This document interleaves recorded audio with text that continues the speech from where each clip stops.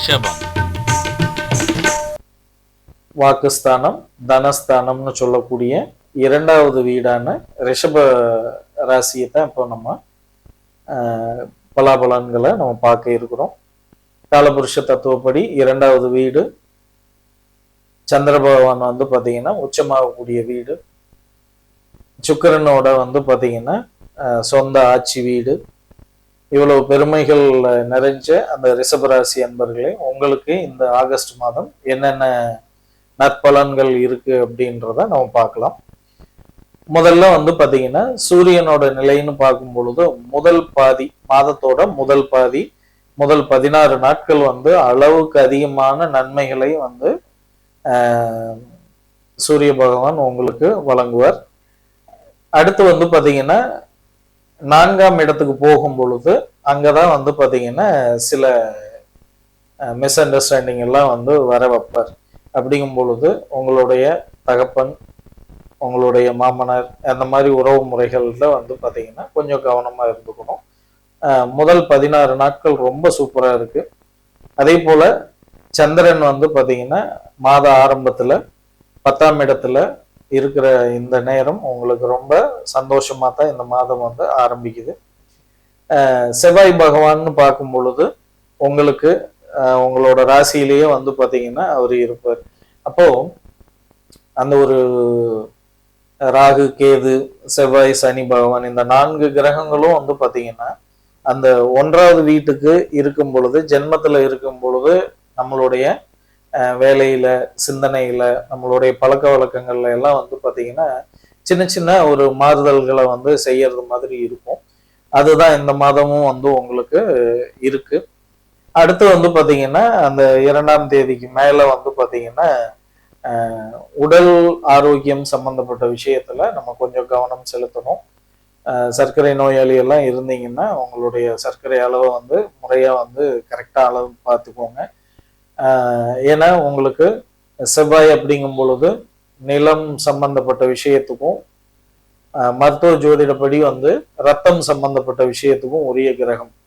அப்போ ரத்தம் கெடுறதுக்கான வாய்ப்புகள் வந்து இருக்கு. அதே போல நிலம் அப்படிங்கும் பொழுது உங்களுக்கு பஞ்சபூத தத்துவத்துல நிலம்ன்றது வயிறை குறிக்கும். அப்போ அஜீரண கோளாறுகள்லாம் வர்றதுக்கு வாய்ப்பு இருக்கு. அப்போ சர்க்கரை நோயாளிகளுக்கு செரிமான பிரச்சனை இருந்தாலே உங்களுக்கு சர்க்கரையோட அளவு அதிகரிக்கிறது மாதிரி வந்து ஒரு சூழல் வரும், கண்டிப்பாக வரும். அதனால ஆரோக்கியம் சம்பந்தப்பட்ட விஷயத்துல கவனமா இருங்க. எக்ஸசைஸ் பண்ணுங்க, கடுமையான உடற்பயிற்சிகள், வாக்கிங் போங்க, பூங்காக்களுக்கு போய் ஓய்வு நேரத்துல வந்து வாக்கிங் போகலாம். இதெல்லாம் வந்து செய்யும் பொழுது மாறும். ஏன்னா கிரகங்கள் வந்து உடற்பயிற்சி செய்யக்கூடியவங்கள, உடல் உழைப்பு அதிகமா இருக்கக்கூடியவங்களை எதுவும் செய்வதில்லை அப்படின்ற ஒரு ரூலும் வந்து ஜாதகத்துல சொல்லப்பட்டிருக்கு, ஜோதிடத்துல சொல்லப்பட்டிருக்கு. அதனால கண்டிப்பாக வந்து ஆரோக்கியம் சம்பந்தப்பட்ட பயிற்சிகளை நீங்க எடுத்துக்கிறது ரொம்ப சிறப்பா இருக்கும். புதன் உங்களோட ராசிக்கு வந்து பாத்தீங்கன்னா 5ஆம் தேதி வரை வந்து 2ஆவது இடத்துலையும் 5ஆம் தேதிக்கு மேல வந்து 3ஆம் இடத்துக்கும் போவாரு.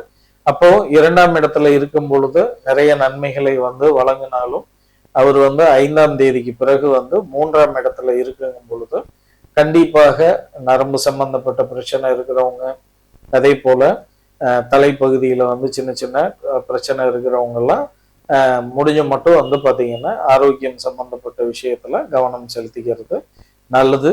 உங்களுடைய ராசிக்கு 3ஆம் இடத்துல குரு பகவான் வந்து உச்சமாய் இருக்கிறாரு. அப்போ குரு வந்து பாத்தீங்கன்னா 3ஆம் இடத்துல இருக்கும் பொழுது பெரிய அளவுல வந்து அவரோட நன்மைகள் வந்து குறைவா தான் இருக்கும். அவர் வந்து முடிஞ்ச மட்டும் வந்து 3ஆம் இடம்ன்றது குரு பகவானுக்கு கொஞ்சம் சிரமத்தை உருவாக்கக்கூடிய ஒரு அமைப்புல தான் இருக்கும். அப்போ ஒரு கஷ்ட சூழ்நிலைகள் இருக்க வாய்ப்பு இருக்கு. சுக்கிரன்னு போகும் பொழுதும் உங்களுடைய ராசி அதிபதி 5ஆம் இடத்துல இருக்கிறாரு. அப்போ 5ஆம் இடத்துலதான் இந்த மாதம் முழுவதும் இருக்கும் பொழுது கண்டிப்பாக உங்களுடைய ராசி அதிபதி நிறைய வரவுகளை வந்து உருவாக்குவார். அதுல எந்த மாற்றமும் இல்லை.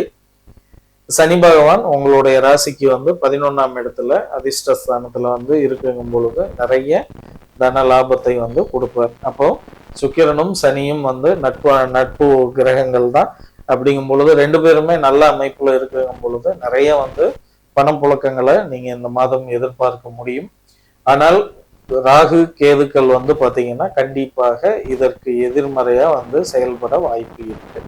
அப்போ தனப்பிராப்தி அதிகமாகிறதுக்கு வந்து நீங்க மகாலட்சுமி வழிபாடும், அதே போல வந்து பாத்தீங்கன்னா காவல் தெய்வம், எல்லை தெய்வம் வழிபாடுகளை நீங்க வச்சுக்கும் பொழுது தேவையில்லாத பண விரயங்கள், அதே மாதிரி சொந்த பந்தங்கள்கிட்ட வந்து விரோத போக்கு, இந்த உடல் ஆரோக்கியம் வந்து கெடுறது, இது மாதிரியான விஷயங்கள் எல்லாமே வந்து பாத்தீங்கன்னா உங்களுக்கு மாற ஆரம்பிக்கும்.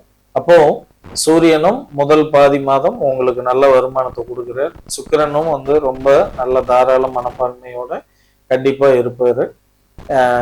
சனி பகவானும் உங்களுக்கு நிறைய லாபத்தை வந்து கொடுக்குறாரு. அப்படிங்கும் பொழுது 3 கிரகங்கள் உங்களுக்கு வருமானத்தை இந்த மாதம் முழுவதும் கொடுக்கறதுனால மற்ற விஷயங்களை நீங்க எளிதா வந்து சமாளிச்சுட்டு போக முடியும். அப்போ ரிஷபராசிக்காரங்களுக்கு இந்த மாதம் வந்து ஒரு 70% வந்து அனுகூலமான பலன்களே இருக்கு. சின்ன சின்ன அசௌகரியங்கள் இருந்தாலும் உங்களால சமாளிக்க முடியும். இந்த மாதம் இனிய மாதமாக அமைய வாழ்த்துக்கள். நன்றி.